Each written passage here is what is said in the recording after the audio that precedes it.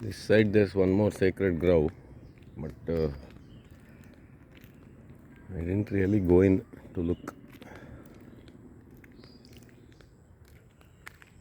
This side has been, for time being it is there, but seeing its location, it's doomed actually. It's very valuable real estate, and I don't see people keeping it like this with all these wild trees.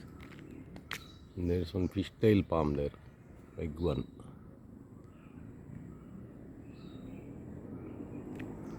There's a small patch of good amount of biodiversity and wild plants in this section of the wall. Quite a few small plants are there, Selaginella and some ferns.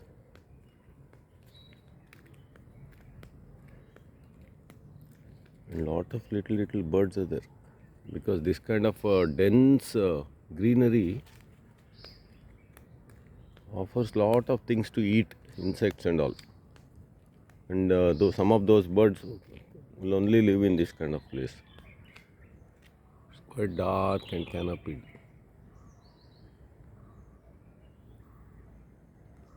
But it's not very wide, hardly maybe 300 meters wide. Other side there's another road comes there.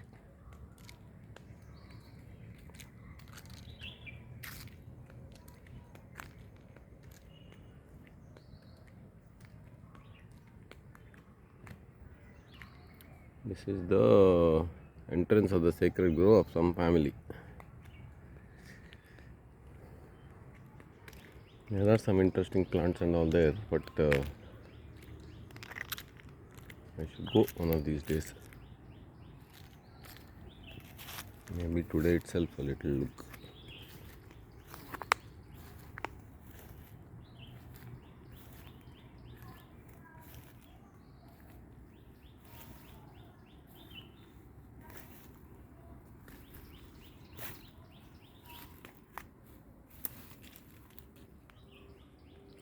This is that Strobilanthus. But if it is in a stream bed and all, the flowers come out very nicely. Otherwise, these flowers are smaller in size here, and they are also kind of looking tired and drooping. Initially, I thought it's Arthoda Vasa because the leaves are having the same outlook like that Arthoda Vasa. So, but now with the flowers, it's confirmed. That's that Strobilanthus. It's related to that Neel Kuranji and all. Quite a rare plant. And it's a good candidate for gardens because nice flowers are there. Then it's quite hardy in its native range. It's a perennial, so it's like a shrub. It will grow almost up to 10 feet height. And they can be grown along the walls and such locations. It should do well. This sacred grove is one corner is they're dumping garbage, so that is one thing. And also it has become real estate, so they will truncate it sooner or later. This is that Artocarpus, one of those Artocarpus.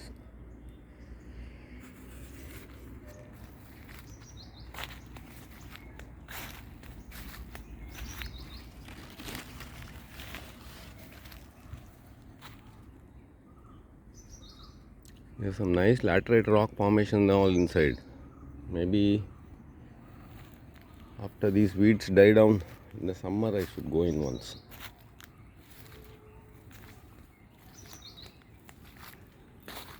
This is the core of that sacred grove. You can see how nicely it has been.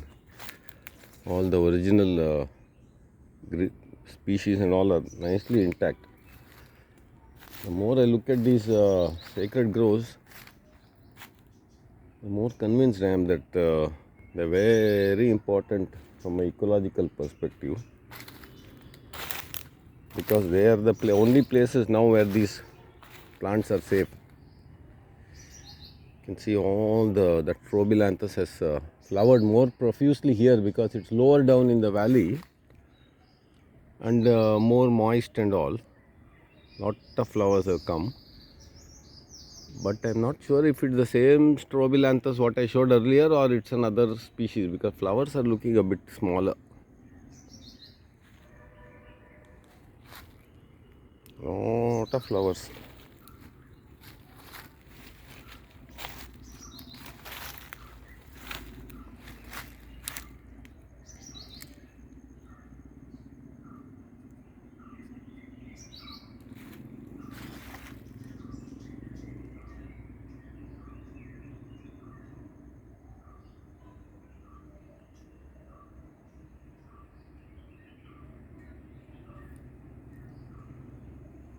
Very beautiful.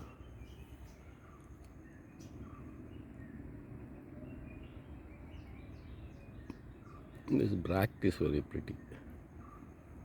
This plant has good potential in the garden, in these biodiversity gardens.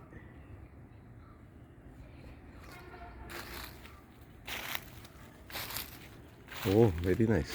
It's gone almost some 30 feet and all. Fully covered with this Strobilanthus.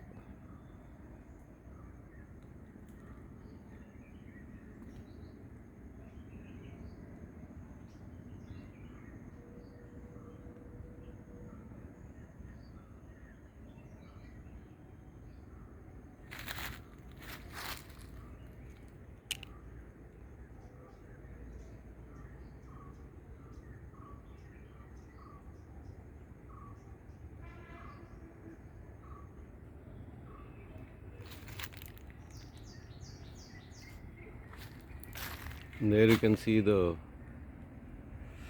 a building there. So this place has no future except as a shrunken sacred grove finally.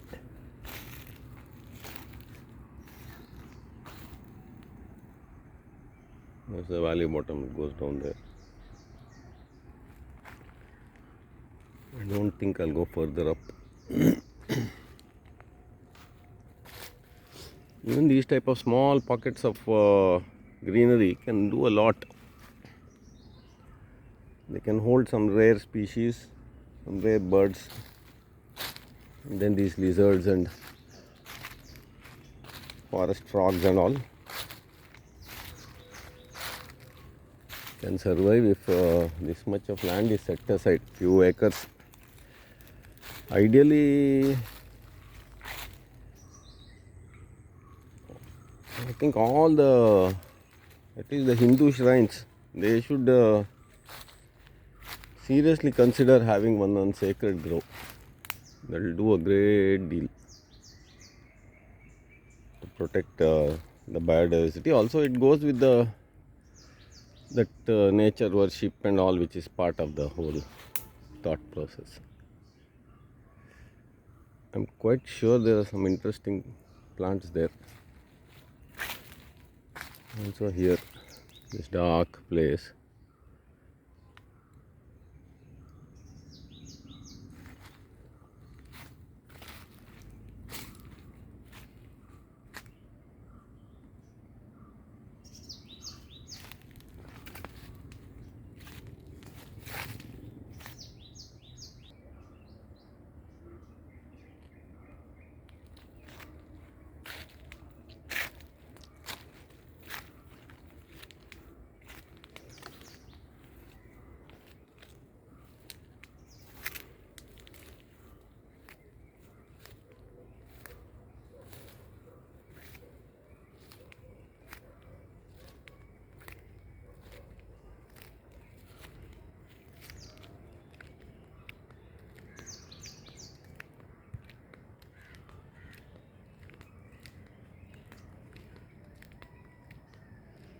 And these vertical road cuttings have hold some interesting plants of their own. Some species like this kind of location. The thing is, on top there is a That section is fully with native trees and all, undershrub and everything. So it gives a cool, moist, the dew and all. And I think afternoon sun is very light. Morning there is no sun at all. And this kind of cliffs, and it's not, there's no rock here. It's just mud actually, compressed with some rocks may be there, but it's not a solid rock. There are about a dozen species that come out very well. That pothos, you can see how nicely it's climbing up there.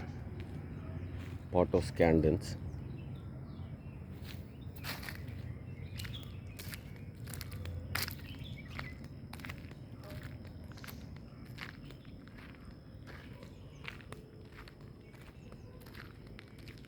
In the wettest part of these road cuttings, some of this these Canscora, and then some very nice Elaginella, and some specialized ferns that only like this kind of places. They all occur in this. This is the wettest part of that cliff cutting, and here we can go and look at the wall, vertical wall.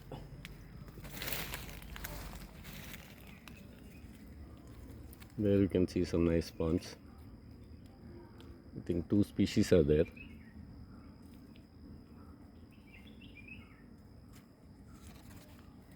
And Selaginella also is there. This one, this is that Selaginella bisculata, I think. Something like that. It's a very nice plant.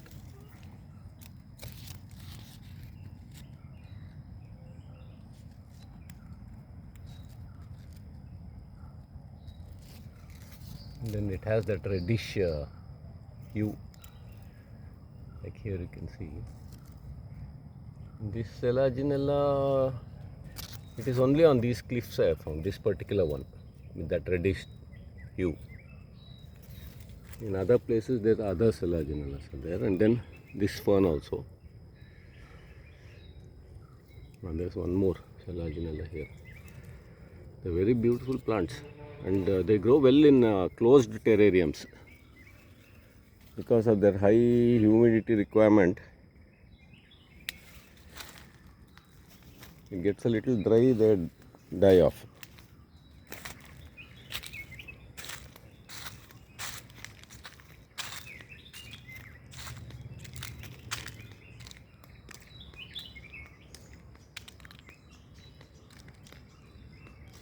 So here again it's opening up.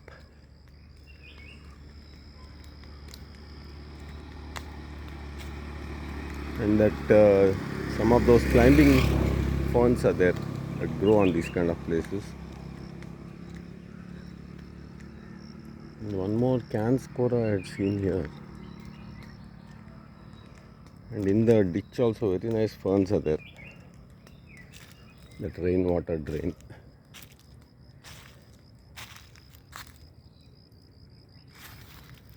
So I made this video extra long because just for documentation, because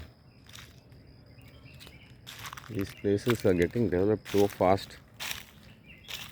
Please let some recording be there of how it was, what is growing here.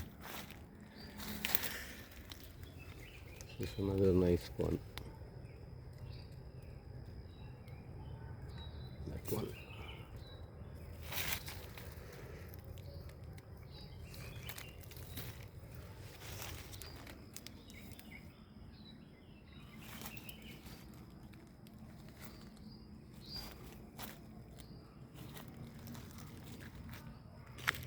Also further up I saw that one of the interesting climbing fern. We'll see that and then I'll close this video.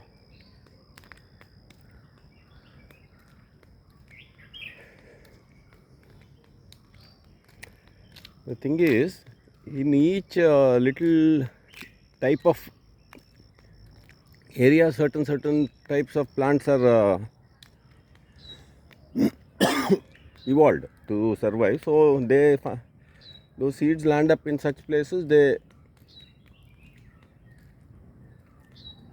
They start growing, and then by observing the places where these plants occur, can get a good idea about its requirements and possibilities about how it can be used in gardens. All such things can be learnt by observing this natural habitat of these plants. If they are in gardens, you can't make out all that.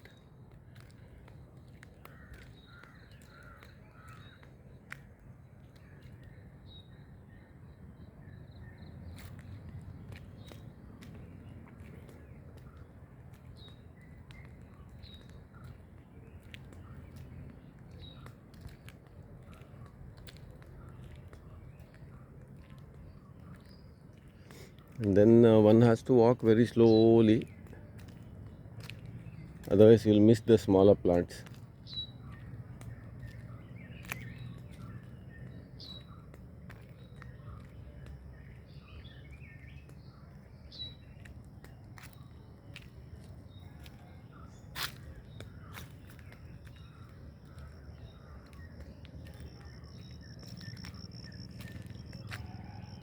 And often find a plant and then you come looking for it again, and then either you don't find it or it's disappeared.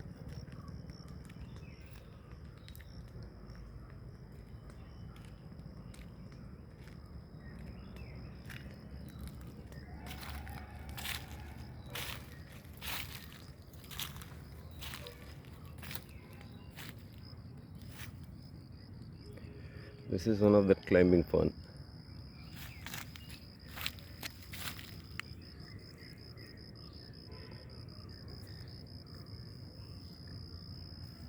Quite a few are there here.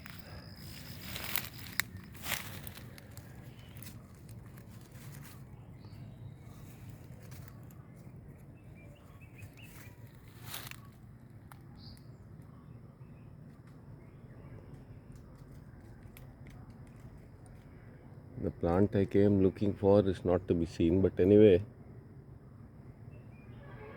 I think we got an idea about the kind of stuff that is there here, this year.